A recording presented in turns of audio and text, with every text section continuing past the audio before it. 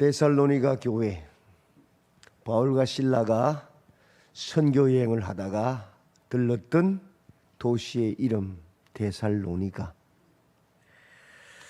그곳에서 유대인의 회당에 들어가서 새 안식일 3주 동안 성경을 가지고 강론하며 뜻을 풀어주었습니다. 구약 성경을 잘 풀어서 해석해 주었어요. 오늘날로 말하면 강해 설교가 되겠죠. 구약 성경을 잘 풀어서 쉽게 설명해 줬다고. 그리고 그 구약 성경이 말씀하는 그리스도 메시아가 해를 받고 죽은 자 가운데서 다시 살아나야 할 것을 증언해 주었어요. 구약 전체가 무엇을 말씀하느냐? 메시아 그리스도가 오는데 해를 받고 죽은 자 가운데 다시 살아날 것이다 라고 말씀하셨다. 그것이 구약 예언의 요약이다 말이에요. 그리고 그 그리스도가, 메시아가 누구라고요? 예수다. 예수가 바로 그 그리스도라고 말해준 거예요. 3주간을 구약을 쫙 전체를 요약해서 잘 들었어요. 그리고 결론이 뭐예요? 메시아 그리스도가 오시는데 그가 해를 받아서 고통스럽게 그렇게 해를 당해서 죽은 자 가운데서 다시 살아나야 한다라고 구약은 말씀하시는데 그 그리스도가 누구냐? 바로 예수시다. 결론 내려줬어요. 그랬더니 그 유대인의 회당에 나오던 어떤 사람, 곧 경건한 헬라인의 큰 무리와 적지 않은 귀부인도 권함을 받고 누구를 따랐다고요? 바울과 실라를 따랐다. 다시 말해서 복음을 받아들여서 이제 교회가 되었다. 지금까지는 헬라인이라도 높은 귀족들의 부인이라도 마음에 경건을 따르는 사람들, 로마처럼 살면 안 되지, 이건 너무한 거 아니냐, 이건 나가도 너무 나간 거 아니냐, 죄가 너무 심하니까. 그래서 뭔가 경건한 것을 추구하던 사람들이 유대인의 회당에 나와서 구약의 율법의 말씀을 들으면서 죄를 떠나야겠구나 이렇게 살아가던 사람들이 사도 바울이 딱 그 회당에 들어와서 그들이 공부하던 구약을 쫙 녹여서 설명하고는 그리스도가 누구냐? 예수다 딱 말해주니까 그걸 깨달은 거예요. 그리고 이게 뭐가 돼요? 유대교에서 뭘로 바뀌는 거죠? 기독교로 싹 바뀌어버렸어요, 이 사람들이. 그럼 누가 제일 배 아파할까요? 누가 제일 싫어할까요? 답이 안 나와요? 유대인들. 3주 설교 듣고는 지금까지는 유대교로 회당에 와서 그 많은 사람들이, 높은 사람들이 와서 헌금도 하고 같이 막 말씀 배웠잖아요. 그런데 갑자기 이제 유대교에서 뭐가 돼버린 거예요? 기독교가 되어서 싹 빠져나간단 말이에요. 그럼 이 회당에 대한 화가 나. 밥그릇 뺏겼는데. 맞잖아요. 그렇게 3달이 딱 지나니까 이 유대인들이 시기하여서 이제 화가 나는 거라. 우리 사람 다 빼갔다 이거라. 우리 영향력이 줄어들잖아. 그 귀족들이 다 빠져나갔으니까. 그래서 저자의 어떤 불량한 사람들을 데리고 때를 지어서 성을 소동하게 하여서 야손의 집에 침입하였다. 왜? 아마도 그 기독교인들이 야손의 집에서 처음 모였던 것 같은 느낌이. 야손의 집에 쳐들어간 거 왜? 거기에 사도 바울과 그 전했던 사람이 있을 걸로 알고 그들을 백성에게 끌어내려고 찾았으나 발견하지 못하며 야손과 및 형제들을 끌고 읍장들 앞에 가서 소리질러 이르되 천하를 어지럽게 하던 이 사람들이 여기도 이르매 야손이 그들을 맞아 들렸도다. 소동을 벌이고 이 사람들이 다 가이사의 명령을 거역하는 말하되 다른 임금 곧 예수라는 이가 있다 하더이다. 로마의 황제는 카이사인데 로마의 종교는 이 카이사를 신으로 받드는 거잖아요. 근데 아니 카이사 외에 다른 왕이 있다 말하는 게 뭐예요? 모반이잖아요. 모반, 역적이잖아요. 대역 죄인들로 몰아서 죽이려고 한 거예요. 누가요? 유대인들이.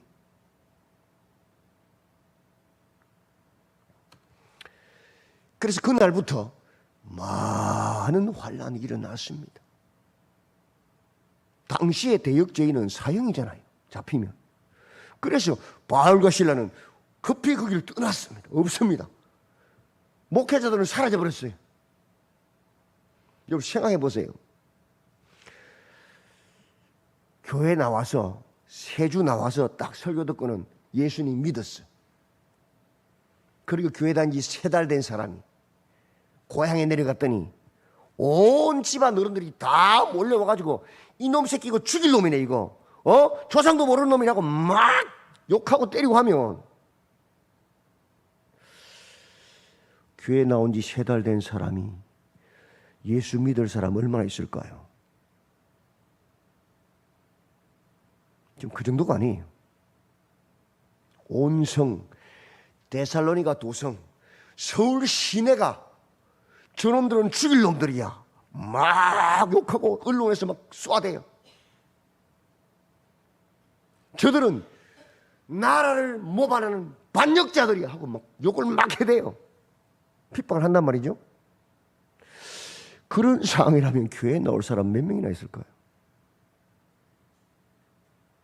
이건 뭐 집안 문제가 아니죠. 생업과 바로 연결된 거 아닙니까? 그죠?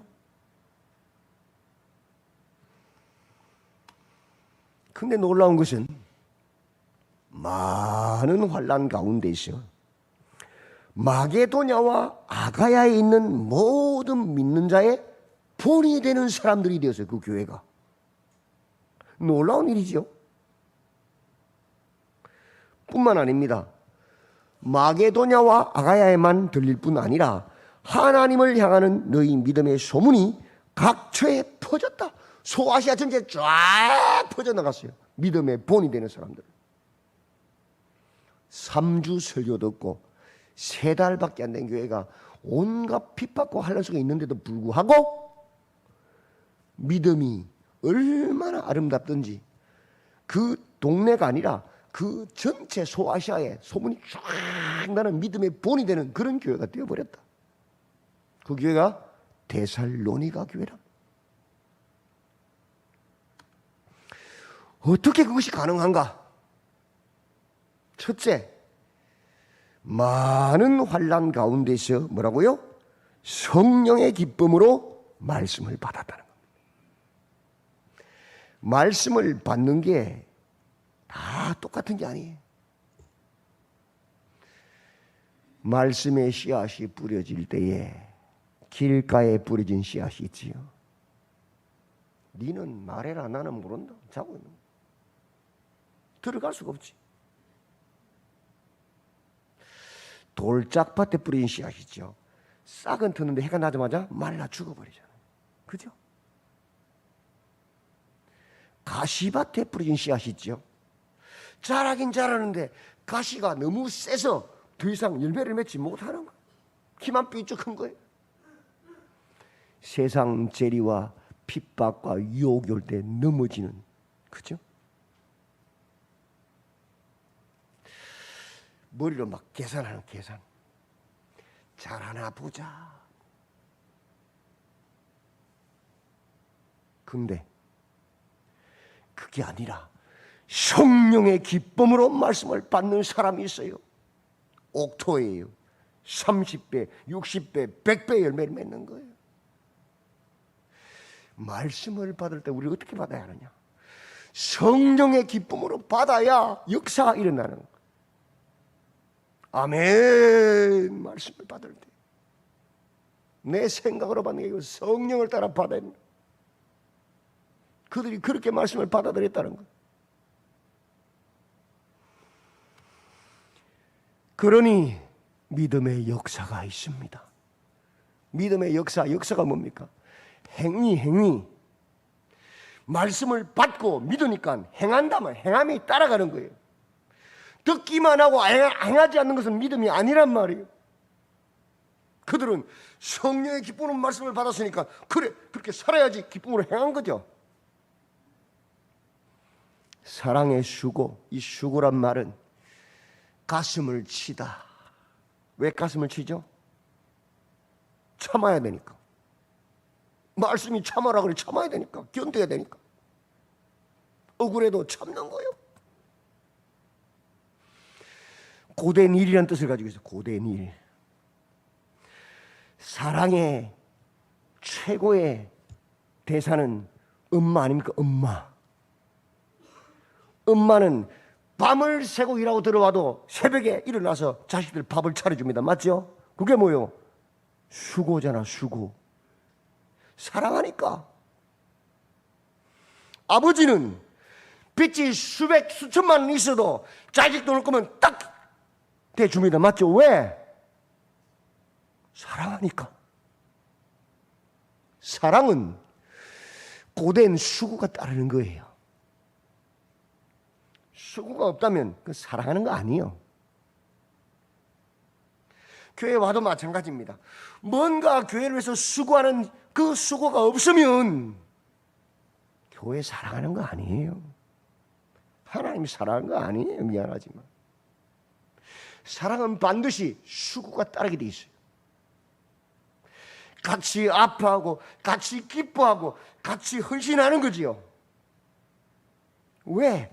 성령의 기쁨으로 말씀을 받아서 그 말씀이 내 마음에 새겨졌으니까. 우리의 주 예수 그리스도에 대한 소망의 인내를 우리 하나님 아버지 앞에서 끊임없이 기억함. 예수님 왜 십자가 죽으셨지? 끊임없이 기억하는 거예요. 주님의 재림, 천국을 끊임없이 기억하는 거예요. 그러니까 그 천국 준비하기 위해서 그 예수님 바라보고 소망의 인내를 가지는 거지요. 핍박과 환난과 유혹이 와도 안 넘어지는 거죠. 그죠? 끊임없이 십자가를, 끊임없이 천국을, 끊임없이 재림을 기억하니까.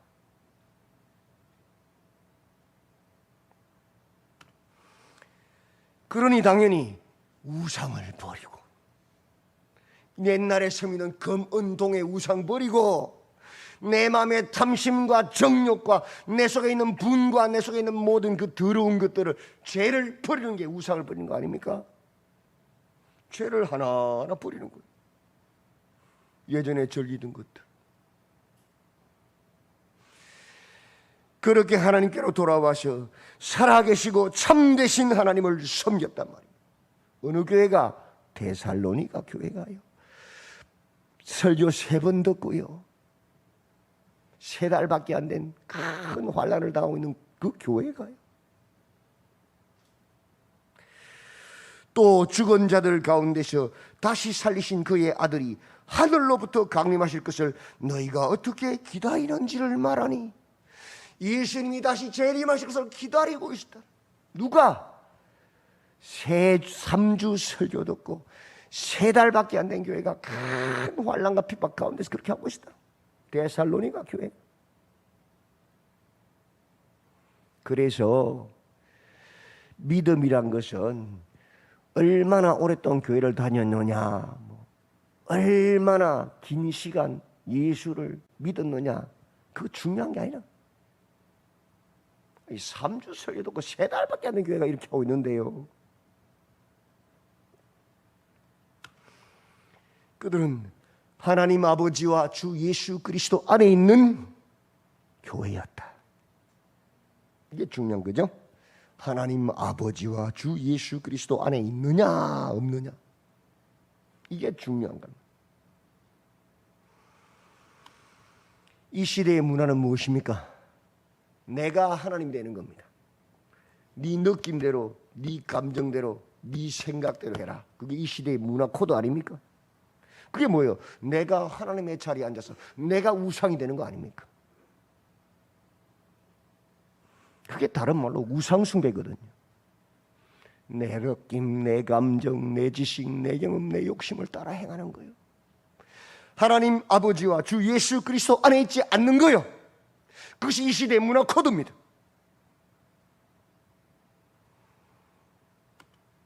그러나 3주 만에 세워진 교회가, 3달밖에 안 된 교회가 많은 환난 가운데서도 하나님 아버지와 주 예수 그리스도 안에 있었다. 이것이 우리의 소망입니다. 어떤 사람, 어느 누구도 교회 공동체 안에 있으면 소망이 있습니다. 어제까지 어떤 짓을 했건 어떤 사람이고 상관없어요. 3주 설교 듣고 3달밖에 안 된 교회가 그 많은 환난과 핍박 가운데서도 변했잖아요. 우리도 변할 수 있잖아요. 그게 우리의 소망 아니에요? 그것이 복음의 능력입니다. 데살로니가 교회는 우리의 소망이 됩니다. 그죠? 예.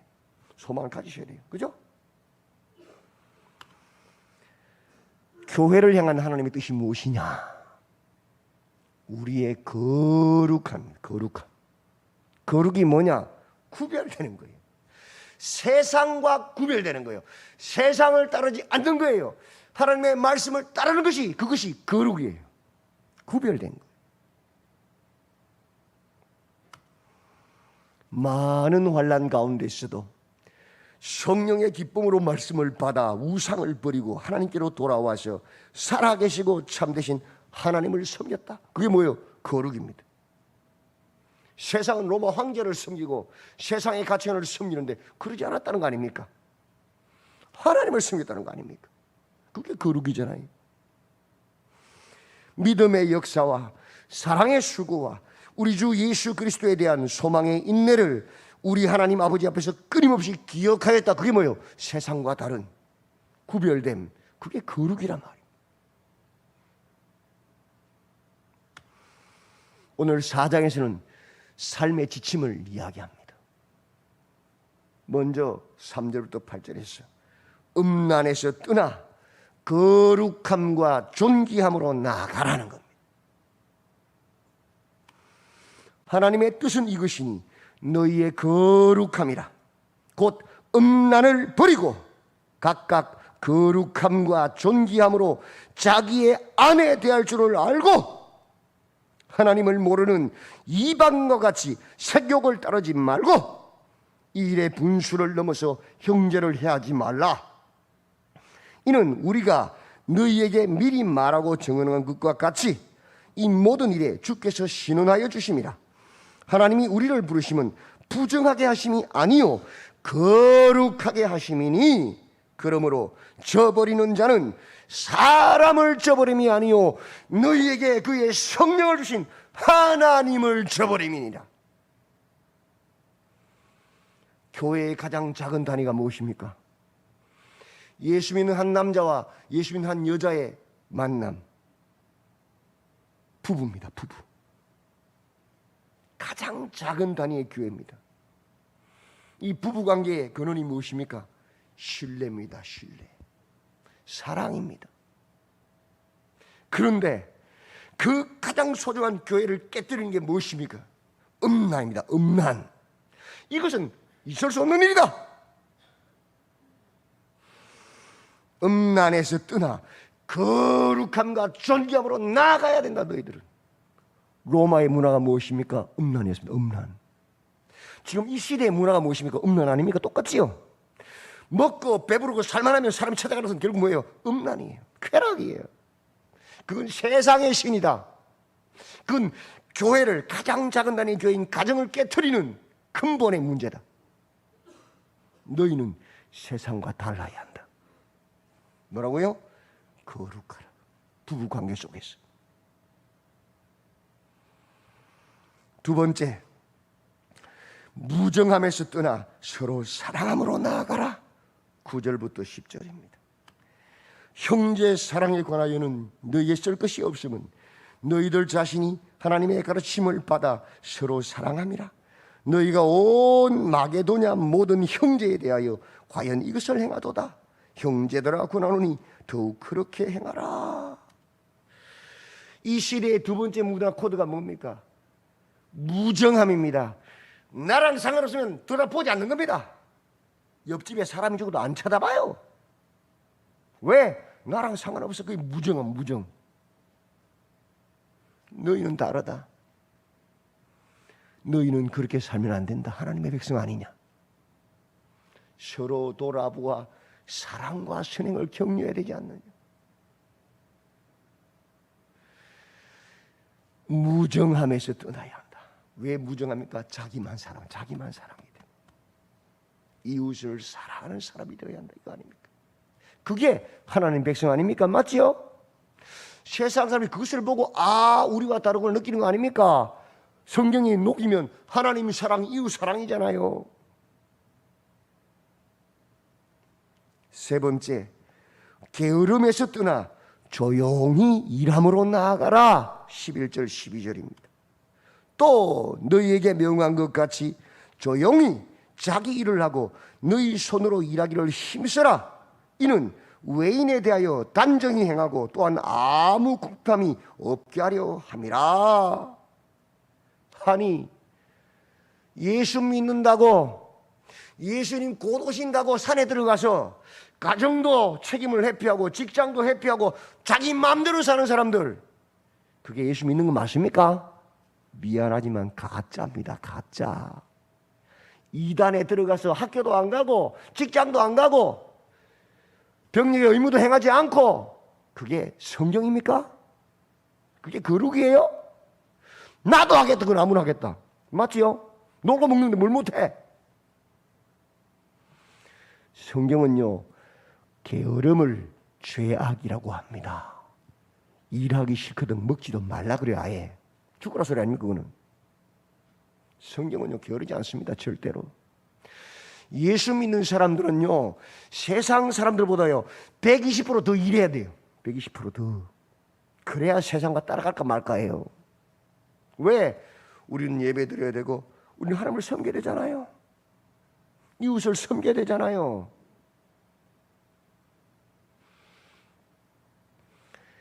게으름에서 떠나야 합니다. 교회 안에서도 마찬가지예요. 늘 일은 안 하고 게을러서 말만 하는 사람들, 그 사람들이 교회를 무너뜨려요. 하나님 말씀을 바로 받은 사람은 일하는 사람이에요. 말하는 사람이 아니고. 어떻게 일해요? 조용히 일한다고요. 묵묵히 맡은 사명 감당한다고요. 그게 성경이고 그게 거룩이에요.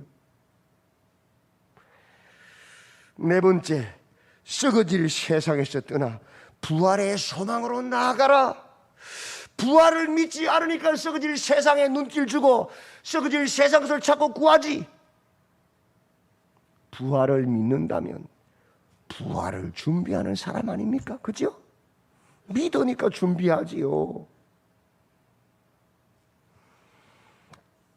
왜 우리는 많은 환난 가운데서도 성령의 기쁨으로 말씀을 받아 우상을 버리고 하나님께로 돌아와서 살아계시고 참되신 하나님을 섬깁니까? 믿음의 역사와 사랑의 수고와 우리 주 예수 그리스도에 대한 소망의 인내를 우리 하나님 아버지 앞에서 끊임없이 기억합니까?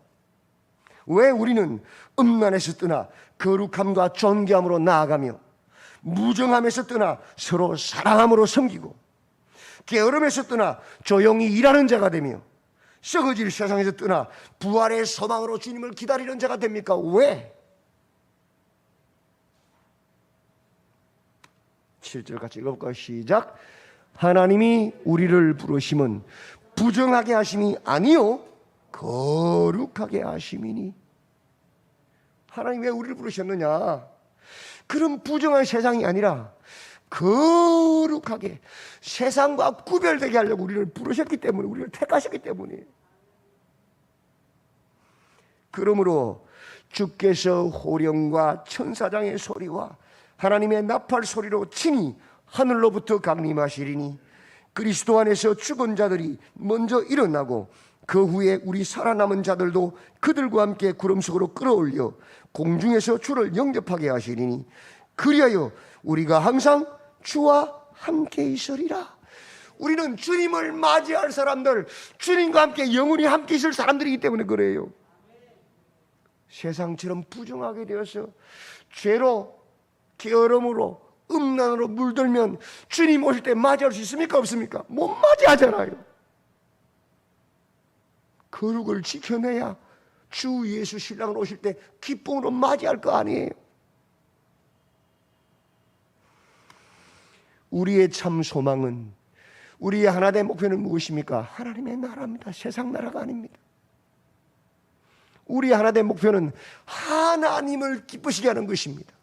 그것이 우리의 소망이고 우리의 목적이기 때문에 우리는 항상 거룩을 사모하고 주님 맞이할 준비를 하면서 어떻게 하면 하나님을 기쁘시게 할까를 고민하는 사람들입니다. 아멘. 아멘. 이번 노전 선교를 통해서 많은 것을 봅니다. 왜 30명의 그 대원들이 휴가를 반납하고 이 무더위 폭염 가운데 내려가서 그렇게 봉사할까요? 잠도 안 자요. 잠도. 새벽 3시에 일어나가지고 기도하고 4시 반부터 막 동네 앞에서 막 소리치면 찬양해요. 그냥 밤새 기도해야 하고. 왜 그럴까요? 여러분, 돈 준다고 그렇게 하겠어요? 이 무더위에? 하나님이 소망이거든요. 어떻게 하면 하나님을 기쁘시게 할까? 한 영혼 구원하는 게 소원이잖아요. 제가 일일이 인사 못 드렸어요. 찾아가는 선교사, 보내는 선교사, 얼마나 많은 우리 성도들이 후원하고 헌금했는지요.